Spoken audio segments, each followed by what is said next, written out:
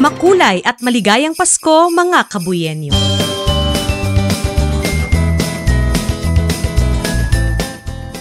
COD sa Bagong Kabuyaw, opisyal nang binuksan. Isang makulay na Pasko sa Bagong Kabuyaw.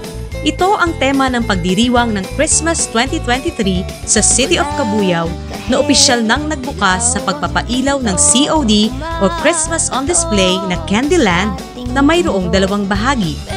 Ang una ay sa Cabuyao Athletic Basic Schools or CABS sa Barangay Banay-Banay noong December 1. At ang ikalawang bahagi ay sa Cabuyao City Plaza, Poblasyon 1 noong December 7, 2023.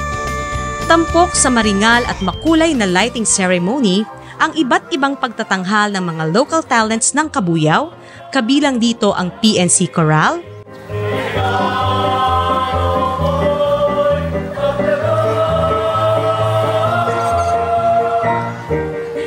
Banda Batingaw,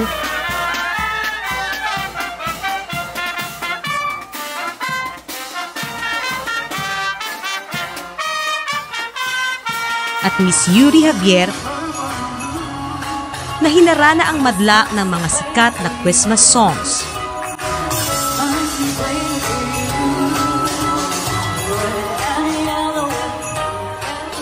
Hindi rin nagpahuli sa pagpapasikat sa pamamagitan ng pagsasayaw ang mga newly elected barangay chairpersons kabilang si Honorable Raymonte Montebienes ng Barangay 1.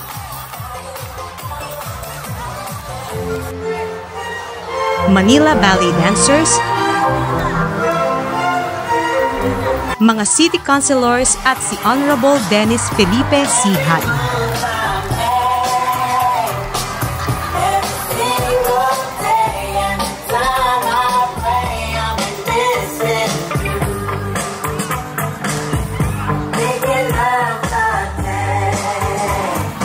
Matapos ang mga production numbers ay isinagawa ang countdown at ang pinakaabangang pagpapailaw ng mga gayak na pamasko at ang makulay na fireworks display sa saliw ng awiting Paskong Makulay sa Bagong Kabuyaw na isinulat ni Aristotel Mane at inawit ni Sanjel.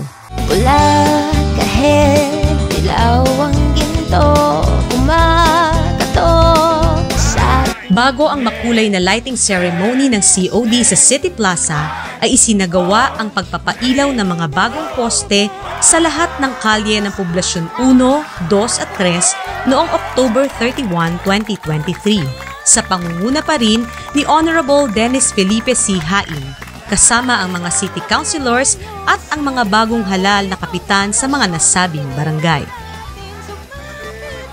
Ako po si Chay Lavinia para sa Cabuyao News Ngayon. Committed to bring you the truth.